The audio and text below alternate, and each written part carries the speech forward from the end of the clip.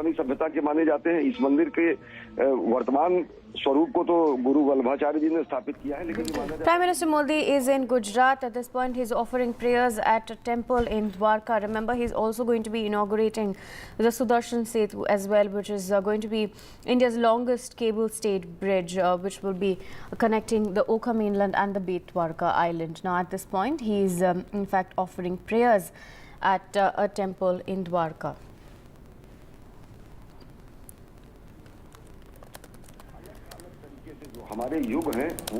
Prime Minister Modi will also be inaugurating Gujarat's first AIIMS, which is going to be one of the 5 AIIMS that he is going to be inaugurating. At this moment, Prime Minister is at the Beyt Dwarka Mandir, which is of course seen as one of the revered temples in Dwarka. Now, the Sudarshan Setu that he is going to be inaugurating as well, the cable-stayed bridge, will also be connecting the Okha mainland and the Beyt Dwarka island in Gujarat as well. It's going to be built at a cost of around 980 crore rupees. It's also known as the Okha Beyt Dwarka signature bridge. Now, why this is significant is because it's going to be of immense importance for the residents as well as pilgrims who want to visit the Dwarkadish temple or the Beyt Dwarka temple where the Prime Minister is at the moment. Now, apart from the Sudarshan Setu, the Prime Minister, like I said, will also be inaugurating the first AIIMS of Gujarat in Rajkot. This will be one of the 5 AIIMS that he's going to be inaugurating.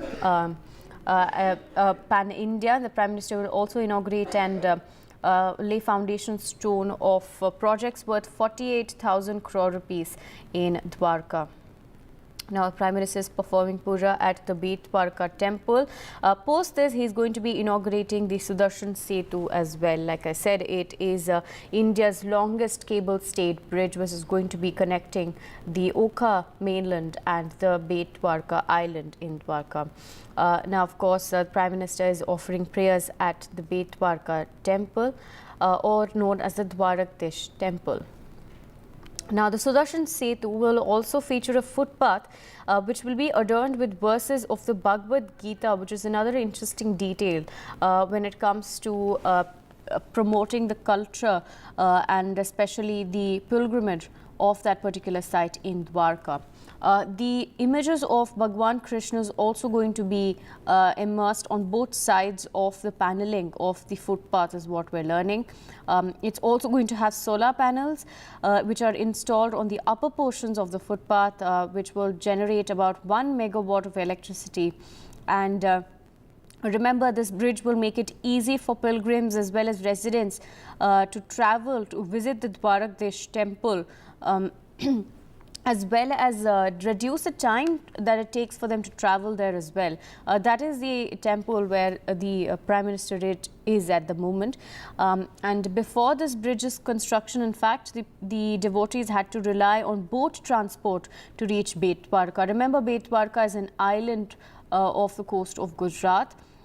Therefore, people would have to go on boats to visit this particular temple. But post the inauguration of the Sudarshan Setu, which is the cable-stayed bridge, one of the longest in India, pilgrims would not only save time but also be able to travel to Dwarkadish temple easier. Now, the Prime Minister is, of course, on a 2-day visit to Gujarat. I have my colleague Maria joining us with more details. Maria, take us through the Sudarshan Setu, the significance of it. The Prime Minister has just offered prayers at the Dwarkadish temple as well.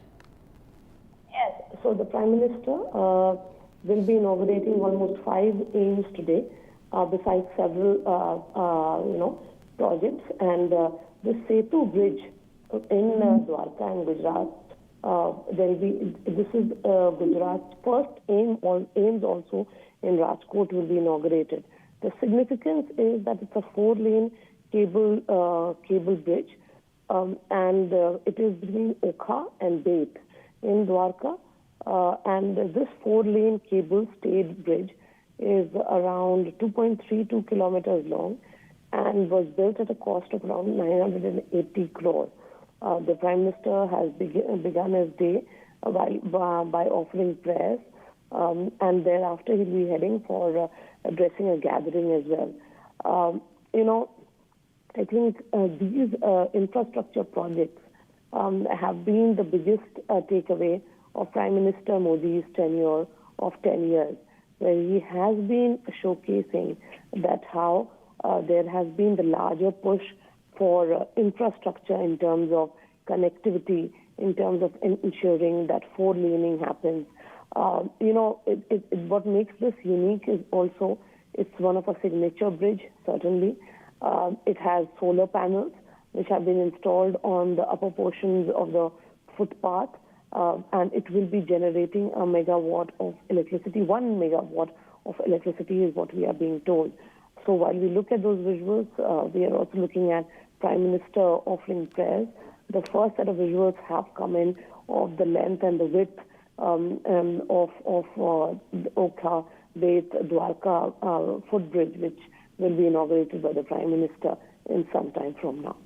Right, Maria, in fact, like you said, the visuals are coming in of the Prime Minister inaugurating the Sudarshan Setu. As you can see, it is the longest, India's longest cable-stayed bridge, in fact. It's connecting the Okha mainland to the Beyt Dwarka island, where the Dwarkadish temple is, where the Prime Minister just offered prayers. Now, he's inaugurated this particular bridge, but he's also going to be laying the foundation stone of multiple development projects worth 4,150 crore rupees in Dwarka. Like I said, this also includes the dedication of 6 new aims to the nation, which includes AIIMS Rajkot, which is the first AIIMS to be inaugurated in Gujarat.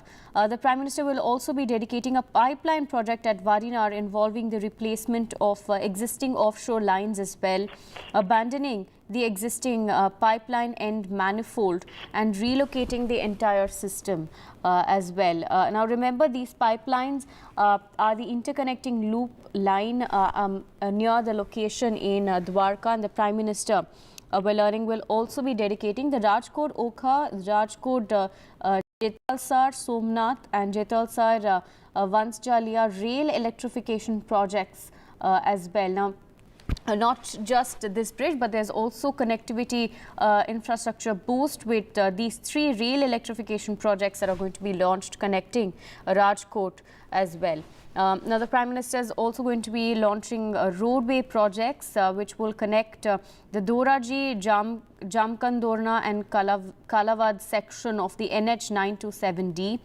As well. He's also going to be inaugurating a thermal power station in Jamnagar, among other projects as well.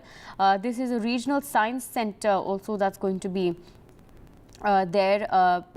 regional science center at Jamnagar, and fuel gas desulfurization system which will be installed in the thermal power station in Jamnagar.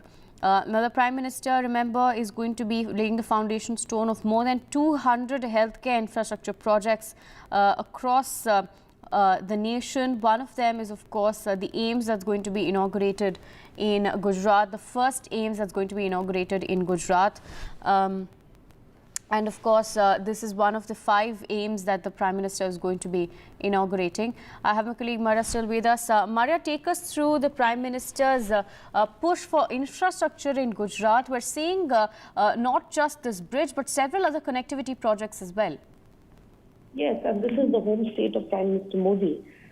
If you remember that when Prime Minister Narendra Modi arrived on as from Chief Minister to the Prime Minister of India, he told the people of India about the multiple development projects of Gujarat, and he was talking about a Gujarat model of development.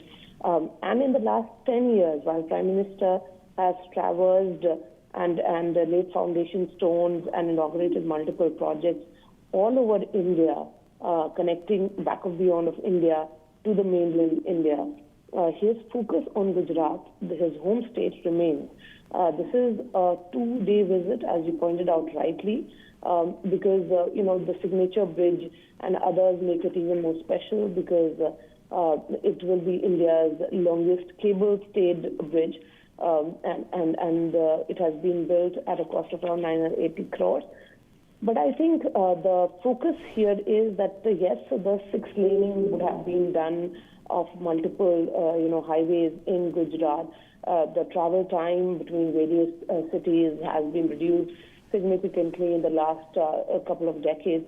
But the focus on Gujarat of the Prime Minister remains that he wants to continue to be seen as a person from Gujarat. He gets that comfort in his home state. Gujarat only recently in the assembly elections gave Prime Minister Modi an overwhelming number, creating history with the percentage that the BJP polled in the state of Gujarat, the highest ever, winning the number of seats with complete dominance in the state assembly. So I think this is what the Prime Minister is signifying while looking at various countries. His focus on Gujarat remains. Right. Thank you, Maria.